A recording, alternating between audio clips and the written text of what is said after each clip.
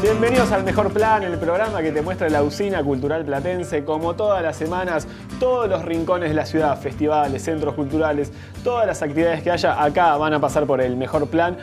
Pasó el Día del Periodista y hoy nos vamos a preguntar en este programa qué rol cumple el periodismo en la construcción de cultura. ¿Cómo andas, Lía? Bien, muy bien. La verdad que muy contentos de estar en este programa con un invitado maravilloso, al que yo particularmente quiero mucho, pero que todo el programa quiere un montón. Así que vamos a estar contando y trabajando un poco qué significa, ¿no? O qué, más que qué significa, cuál es el lugar del periodismo y la escritura, el periodismo y la creatividad en los días que nos tocan vivir hoy en día. ¿Cómo andas, Lalo? Muchas gracias por haber venido acá al programa.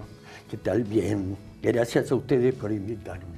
Bueno, qué importante, ¿no? El rol del periodismo en la cultura. Sí, siempre estuvo vinculado. Es decir, desde su nacimiento, desde Mariano Moreno, tuvo un rol expresivo, revolucionario, desde ya, y contundente en ese sentido. Santi, ¿cómo va todo? Bien, bien. Hoy, esta semana está atravesada justamente, como decía Lalo, por el Día del Periodista, que es la referencia de ese 7 de junio. Vamos a hablar un poco del periodismo en el marco de las revistas culturales independientes, en este libro que se presentó esta semana, coordinado por Daniel Badenes, que fue el primer invitado de esta temporada de Mejor Plan, en este libro Editar sin patrón, hablando un poco de esta nueva experiencia, pero que ya tiene un largo recorrido. Antes de seguir con la charla, los invito a ver algunas imágenes justamente de Lalo y seguimos hablando, como siempre, acá en el Mejor Plan. Soy periodista, fui pintor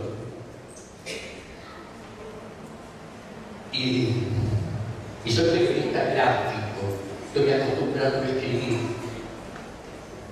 por lo tanto tengo los tiempos que da el escribir para pensar, que son tiempos rumiadores, tiempos que me permiten razonar antes de poner algo.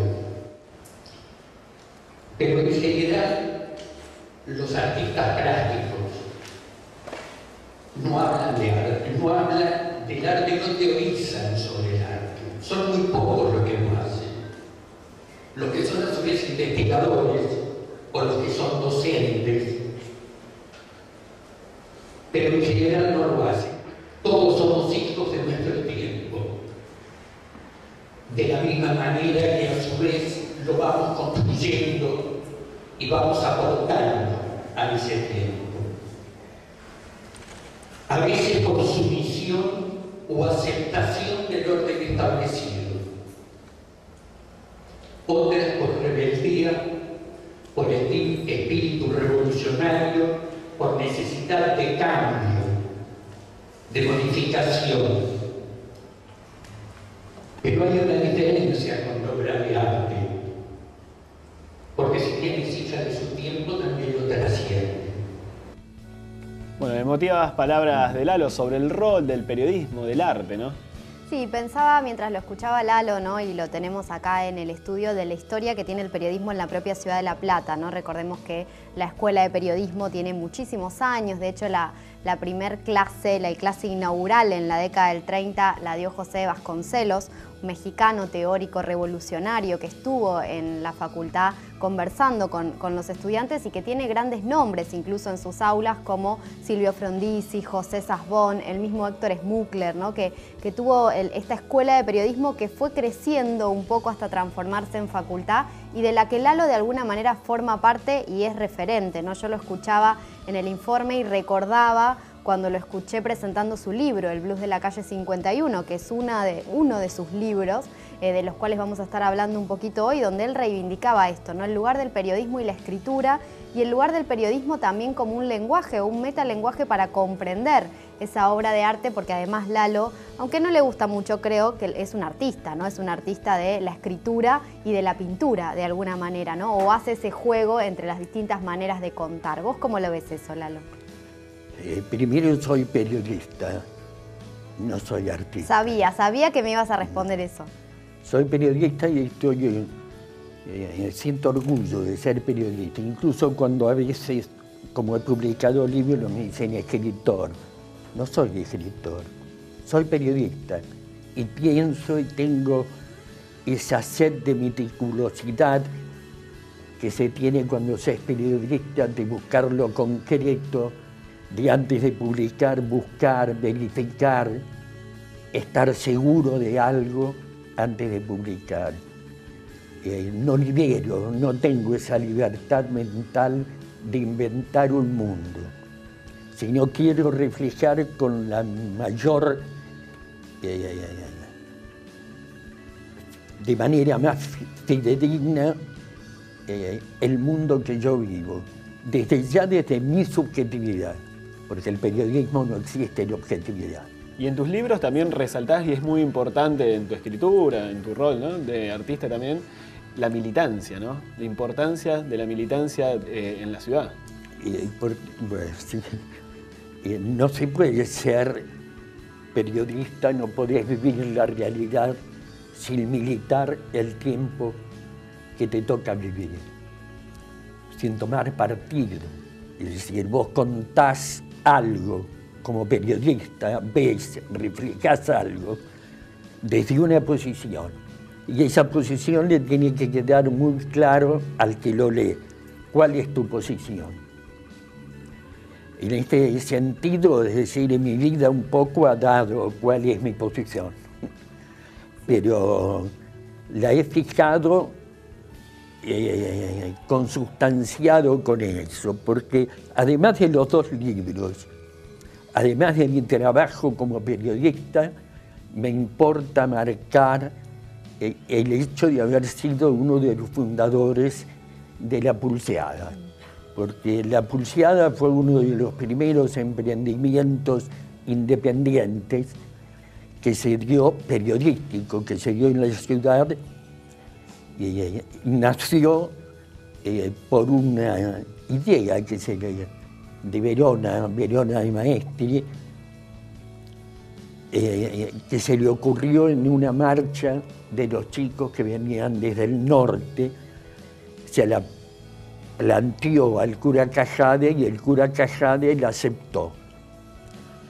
Primero porque existe en mí una identificación muy grande con la obra de Cajade y con lo que es Cajade. Mi militancia viene desde muy chico porque desde los 20 años milito en el terreno de la cultura. Vos, Lalo, recién mencionabas La Pulseada. Vamos a estar también metiéndonos de lleno de lo que es la revista, ¿no? Lo que significa socialmente también para la ciudad la revista La Pulseada, que tiene muchísimas ediciones, se puede conseguir en todos lados, así que es realmente importante. Ana va a estar hablando, se va a estar metiendo de lleno en lo que es la revista La Pulseada, pero es importantísimo también lo que contaba Lalo, ¿no? Y lo que decía recién en el video que vimos, somos hijos de nuestro tiempo. Sí, y una cosa que yo quiero rescatar como para poner en juego, también para debatir, ¿no? Esta idea de, yo pensaba, bueno, soy periodista, el periodista, o en tus textos, como también los hay en Walsh, o si hay algo que Walsh nos ha enseñado, Rodolfo Walsh en algún momento, es esa escritura periodística que crea un mundo, que lo construye incluso en su propia grafía, en su propia textura, ¿no? Yo recuerdo la lectura del Blues de la calle 51, o del mismo Dar la Vida, ¿no?, que habla sobre la historia de Diana Teruggi, de la casa, ¿no?, de todo lo que tenía que ver con esa familia que estaba ahí cuando fueron brutalmente emboscados. Pero recuerdo encontrar o conocer de alguna manera la ciudad de La Plata desde otro lugar. En esa escritura periodística también hay una construcción de la ciudad de La Plata, ¿no? Hay una meticulosidad, como vos decías, de, bueno, me estoy contando las calles, los barrios, los lugares donde estaba el cine, el Capitol, el bar. Uno encuentra en tu escritura también una manera de adentrarse a ese mundo, ¿no? ¿Vos lo trabajás de ese modo? ¿Hay una preocupación en torno a cómo construir con ese lector del otro lado? Sí, porque si no, no entendés lo que sucede. Es decir, tenés que conocer el mundo que la gestó y el tiempo que la gestó. Yo tuve suerte de haber nacido en el año que nací, que me hizo absorber totalmente los años 60. El Blue, por ejemplo, el grupo de pintura que cuenta el Blue, nació en el año 1960. En el 59 fue la Revolución Cubana, que en realidad la década del 60 empieza ahí. Empieza el 1 de enero cuando entran a La Habana. Entonces, tenés que conocer y contar ese mundo. Hay una, porque la ideología, cómo nos formábamos, qué leíamos. Porque fue una generación sin televisión, con poca televisión, sin celular, sin juegos, sin computadoras, donde la comunicación se daba en los cafés y en los bares. Y las discusiones se daban en los cafés y en los bares. Lalo, y me atrevo a decir que hasta desafiaban el status quo de la ciudad, ¿no? Sí, lo rompimos. Quiero retomar esto, Lalo. Hay una entrevista que salió publicada en la revista Anfibia hace unos días, que le hace Ricardo Piglia justamente a Walsh en el 70, y Walsh explica una corriente que siempre ha convivido en esta Argentina llena de tensiones, como en cualquier lado, que es tratar de desligar lo político del arte. Siempre había una insistencia en intentar despegar lo político del arte, y Walsh explica que esto tiene que ver justamente con negar la peligrosidad del arte en sus términos cuestionadores, justamente por esto que decía Fede, el statu quo, de cuestionar el orden, sobre todo cuando se dan órdenes injustos. ¿Cómo es el arte hoy en día en ese rol, si se quiere, cuestionador de órdenes injustos? Sí, yo mucho no te puedo hablar del arte de hoy.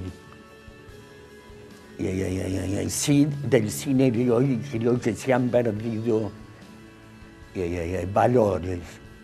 Yo todavía extraño el cine que veíamos y que discutíamos.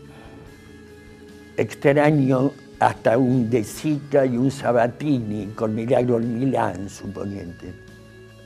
Esa fábula maravillosa que fue. A Marguerite Duras. Marguerite Duras decía de la generación de los 60, de los cuales estoy formado ahí, que éramos enfermos de esperanza.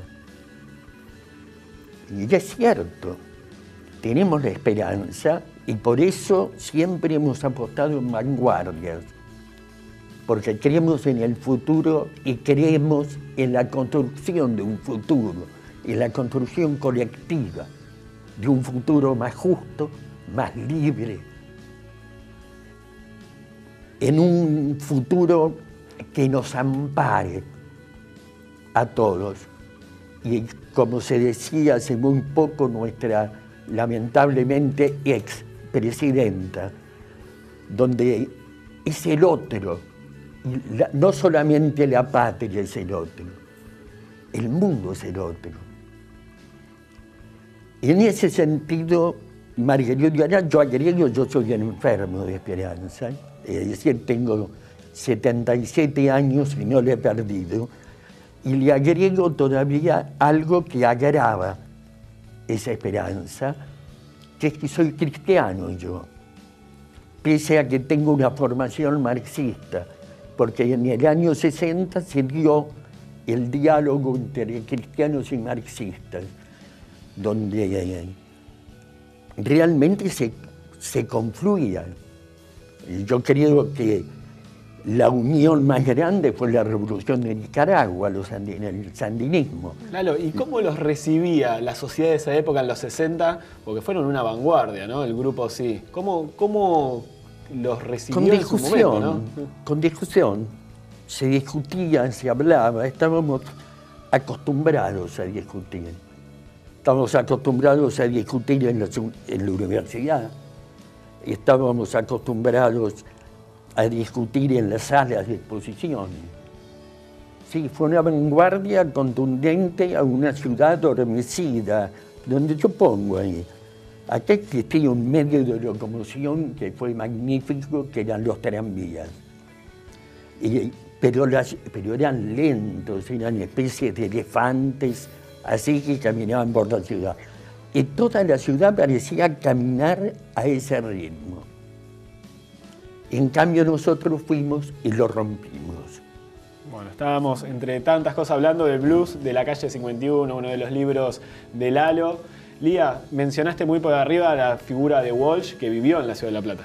Vivió en la Ciudad de La Plata, si es acá, escucha esa emblemática frase, ¿no? Hay un fusilado que vive en ese club de ajedrez que todavía aún hoy está y conserva algunos tableros de la época y que funda de alguna manera la mirada en torno al periodismo, ¿no? Yo me quedé con un montón de cosas para seguir charlando con Lalo, que seguramente charlaremos dentro de unos bloques, pero pensaba en esto, ¿no? En la configuración o en la importancia que tiene el periodismo en la Ciudad de La Plata y en las revoluciones que ha generado, incluso desde la universidad, para pensar el periodismo. Santi, queda para los próximos bloques seguir hablando del Día del Periodista. Sí, hablar particularmente de este libro, Editar sin patrón, una manera de pensar el periodismo hoy, por lo menos alejado de las exigencias editoriales que puedan tener los medios privados. Y también quédate viendo El Mejor Plan, porque se viene Ana y nos vamos a meter de lleno en la revista La Pulseada y al final del programa Gran Banda de La Plata, los sincronizados acá en El Mejor Plan. Así que como siempre, mucha cultura acá en TVU.